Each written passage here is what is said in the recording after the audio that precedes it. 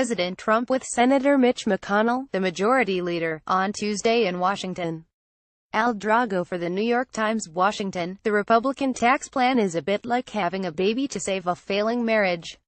With divisions roiling the party, the prospect of a once-in-a-generation bill to cut taxes on businesses and individuals increasingly appears to be the last, best hope for a fractured establishment desperate to find common ground and advance an effort it has long championed as the pinnacle of Republican orthodoxy. The potential for dissolution was strikingly apparent on Tuesday, when Senator Jeff Flake, Republican of Arizona, blistered his party and President Trump in announcing his plans not to seek re-election. Mr. Flake's broadsides came on the heels of a morning spat between Mr. Trump and another retiring Republican Senator, Bob Corker of Tennessee, which exposed the growing rifts between old-guard conservatives and Mr. Trump's new wave populists in Washington. In the face of those divides, Republican leaders retreated to the only safe ground they have left, a partisan, fast-track tax bill, which party leaders hope to introduce next week in the House and deliver to Mr. Trump's desk by Christmas. The stakes are rising by the day, as Republican donors and voters watch the intra-party dispute unfold and worry about the party advancing the legislative priorities it has long espoused, let alone holding its congressional majorities in the 2018 midterms. Pressure is only increasing on Republican lawmakers, with conservative commentators and other observers saying failure on a tax bill is not an option. I've sensed this shift in just the last couple of weeks. I think the Republicans are finally figuring out if they don't pass this, the political consequences are going to be catastrophic, said Stephen Moore, a senior fellow at the Heritage Foundation who is advising Mr. Trump on tax policy. The attitude of the conservative base is, if they don't do this, they're worthless.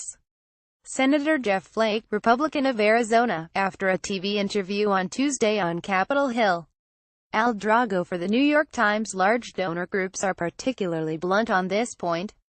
Passing tax reform is critical for Republican lawmakers, and they are building momentum to get it done, said James Davis, an executive vice president at Freedom Partners, which is part of the billionaire Koch brothers network of political groups.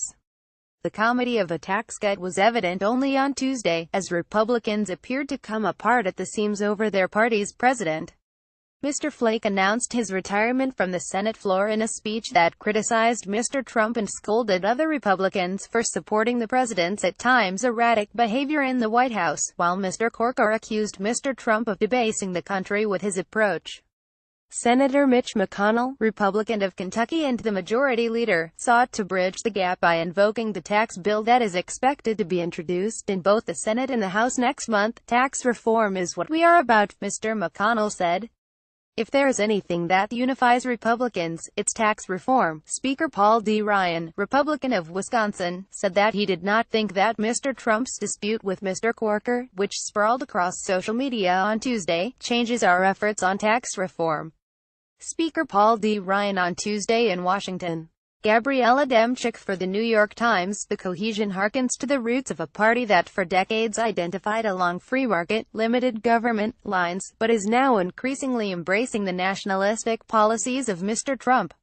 The conservative columnist Robert D. Novak once quipped that God put the Republican Party on earth to cut taxes, a line many Republicans still invoke today. The effort to cut taxes was already going to be tough, given the magnitude of the business and individual income tax cuts Republicans are considering and their ability to offset the enormous cost. Finding common ground will get only more difficult as Republicans worry about their political futures and the effect on their constituents from the various tax changes under consideration. Polling suggests Republican voters subscribe less to the tax cut philosophy than their elected representatives. A report this week from the Pew Research Center, based on polling from August, found that Republicans were not especially unified in support of tax cuts, said Carol Doherty, the center's director of political research. Overall, there was some division of opinion even among conservative Republicans, with about half supporting lower tax rates for corporations. A September poll from the online survey company SurveyMonkey found that 3/4 of Republicans and Republican-leaning independents approve of cutting corporate taxes, which is the centerpiece of the tax plan Republicans are expected to put forth next week.